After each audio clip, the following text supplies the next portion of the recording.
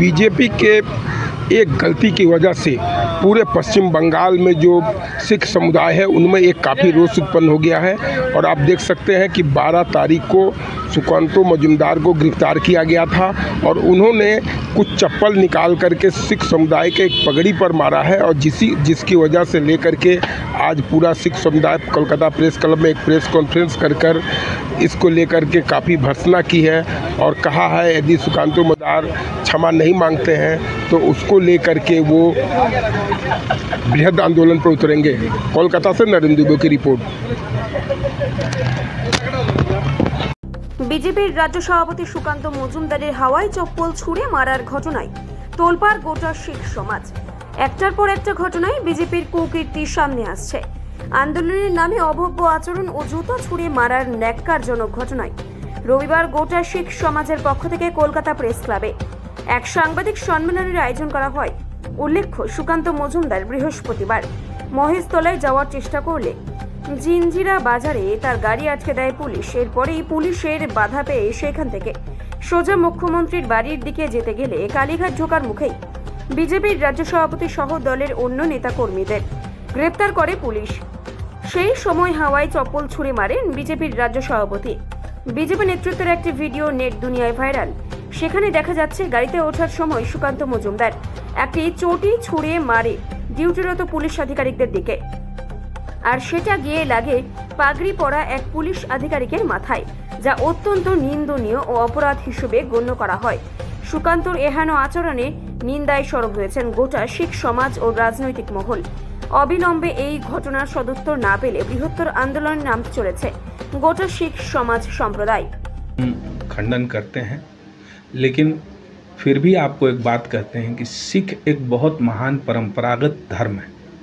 इस धर्म ने ऐतिहासिक रूप से हिंदुओं के लिए बहुत बड़ी बलिदान दी है। आज भी हमारे सिख भाई भारत माँ की सुरक्षा के लिए सीमा पर तैनात रहते हैं और इतिहास गवाह है कि जब भी किसी हिंदू को संकट में पाया गया है तो सिख भाइयों ने बलिदान दिया है, संस्कृति बचाया है। माँ बहन बेटियों को बचाने का काम, हिंदू की बेटियों को बचाने का काम सिख धर्म ने किया है। और आपको ये भी पता है कि सिख पंथ में कितने महान गुरु आए, उनकी शिक्षा आज भी इस धरती पर प्रवाह करती है।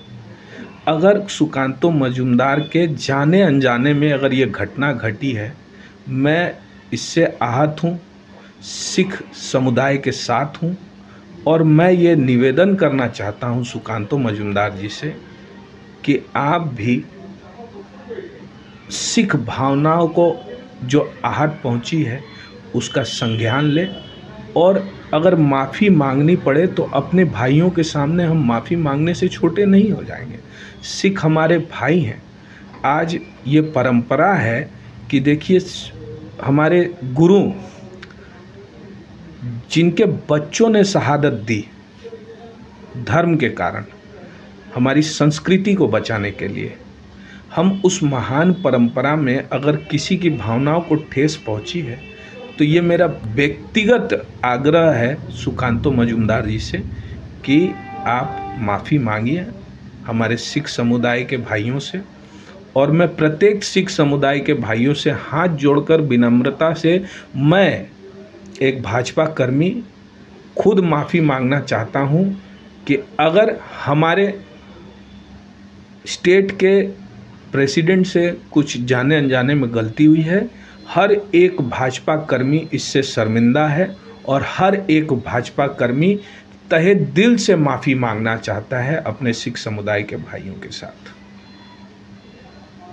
जैसे जानते हैं कि पिछली 12 तारीख को जब पूरा देश एक शोक की लहर में था, उसी टाइम मिस्टर सुकांतो मजुमदार कुछ आंदोलन करने हाजरा मोड़ व कालीघाट में जाते हैं, जहां पे जब उनको पुलिस रोकती है, अरेस्ट करती है, तब वो अपनी पुलिस की वैन से एक चप्पल सिख संप्रदाय के आदमी के सर पे पगड़ी पे मारते हैं, जिसको लेके हमारे पूरे सिख संप्रदाय में ऑल ओवर द वर्ल्ड बहुत शोक है। हम लोग बहुत आहत हुए हैं।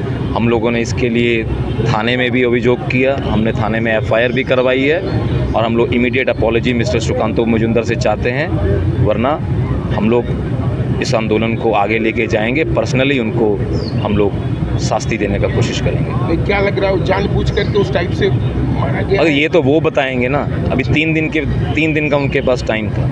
और बंगाल का कल्चर आपने देखा है, मैदान में, कहीं ग्राउंड में, कहीं सिनेमा में, कहीं बाज़ार में आपने देखा होगा, अगर किसी को थोड़ा सा धक्का भी लग जाता है वो साथ से साथ आदमी ऐसे प्रणाम करके माफ़ी मांगता है। तो ये अगर उन्होंने इंटेंशनली भी नहीं किया है तो इसको आके वो सामने बताएं, सिखों से माफ़ी मांगें।